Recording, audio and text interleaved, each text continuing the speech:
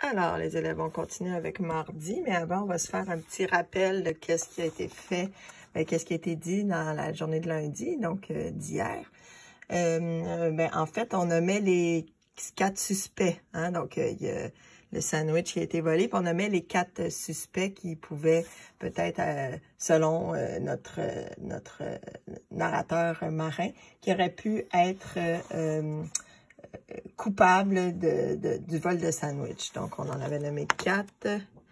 Il y avait, si vous vous rappelez bien, Mathias le jaloux, Benjamin le fatigant, le gros Robin, et j'ai sauté Marie, la pauvre Marie. Donc, en tête, Marin a 4 personnes en tête, et on va voir qu'est-ce qui se passe mardi. Alors, mes parents sont des maniaques de la cuisine. Ils collectionnent les livres de recettes et changent de restaurant comme de serviettes.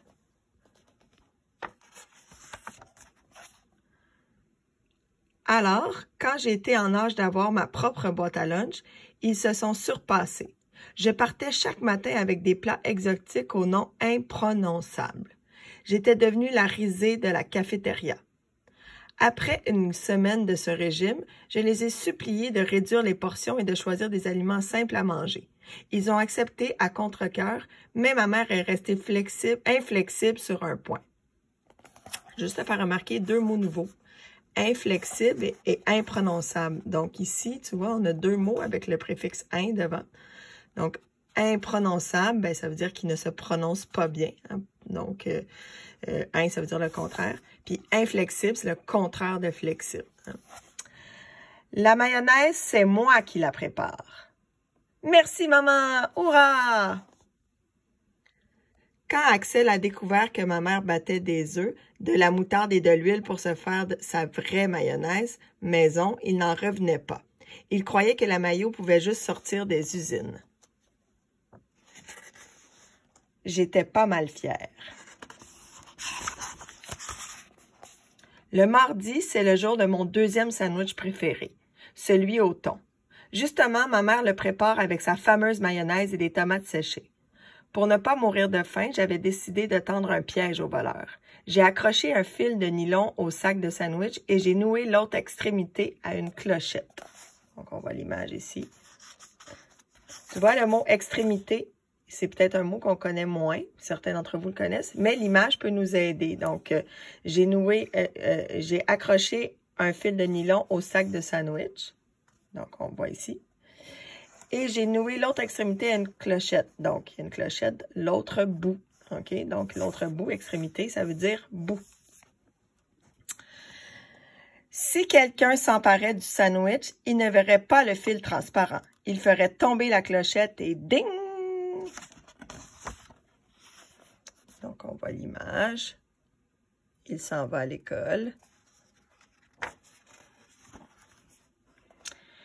J'ai couru jusqu'à l'école pour arriver le premier. Le crochet le plus proche de notre classe était arraché, alors j'ai suspendu ma boîte au suivant.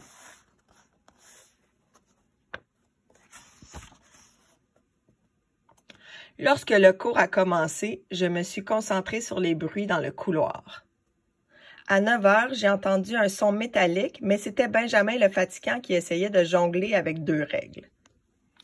À 9 h 15, fausse alerte quand le gros Robin a échappé le couvercle d'une boîte de jujubes. À 10 h 17, je me suis levée d'un bond. Pour rien. J'avais entendu la musique du hip-hop de Mathias le jaloux, que Mathias le jaloux écoutait en cachette. À 10h32, la pauvre Marie a agité ses clés dans sa poche. Clang, clang, clang, clang, clang. Comme ils faisaient tous exprès pour attirer mon attention et protéger le voleur. Soudain, la clochette a rebondi contre le mur. Madame Tzadiki a regardé dans la direction de la porte en fronçant les sourcils. « Excusez, je dois sortir! » Je n'ai pas attendu son autorisation et je me suis précipitée en dehors de la classe. Dans le couloir, il n'y avait personne. La clochette se trouvait sur le plancher usé avec le fil et le sac vide au bout. Mon merveilleux sandwich s'était volatilisé. Volatilisé, ça veut dire qu'il avait disparu. Hein? Puis regarde, ça commence par vol, on peut penser à voler. Okay? Il s'est volatilisé. C'est une expression pour dire qu'il a disparu. Il ne restait que le mot de mon père. Bon matin, mon marin, papa. C'était mal parti. On voit qu'il est bien déçu dans son visage. Qu'est-ce que tu cherches, marin? Oh, d'où vient cette voix? Alors, on voit un gros personnage, du moins imposant. Tu fouilles dans les boîtes à lunch maintenant? J'ai eu peur. Le concierge se tenait derrière moi, les bras croisés. Monsieur Maxence est un grand costaud et sa voix d'ours m'a toujours impressionné. Non, c'est ma boîte. Je voulais juste prendre une barre tendre. J'ai un petit creux. Faut pas rester dans les couloirs. Le concierge aurait mieux fait de réparer les crochets au lieu de jouer à la police. Je suis retournée à mon bureau en râlant. Première conclusion de mon enquête, Mathias le jaloux était innocenté. Tout comme le gros Robin, Benjamin le fatigant et la pauvre Marie, puisqu'ils n'avaient pas quitté la salle. Mais ça devait être facile pour M. Maxence de sélectionner les boîtes à lunch les plus appétissantes et de se servir quand nous étions en classe. Mon petit doigt me disait qu'il avait fait le coup. Mon estomac vide aussi. Donc, on a un nouveau suspect ici. Donc, 4 suspects de départ sont donc éliminés pour le moment. Mardi midi. Quand la cloche a retenti, je n'ai pas rejoint Axel et Manon à la cafétéria. Je suis plutôt allée voir le directeur. On le voit aller à la porte du directeur. Monsieur Garance était dépeigné et mal rasé, comme s'il avait dormi dans son bureau. Ça sentait le renfermer là-dedans. Donc, un directeur qui a l'air débordé par la vie avec l'image du bureau. Je voudrais porter plainte. Monsieur Garance m'a désigné la chaise devant lui, mais je suis restée debout. Je ne voulais pas lui raconter mes malheurs assis. J'aurais été plus petit que lui. Le directeur a écouté mon histoire, mais n'a pas vraiment paru choqué. Pourquoi n'as-tu rien dit à Madame Tzadiki? Je ne pensais pas que ça allait se reproduire. Un sandwich qui disparaît, ça peut être un accident. Mais 2 de suite, je crois qu'on a affaire à un voleur en série.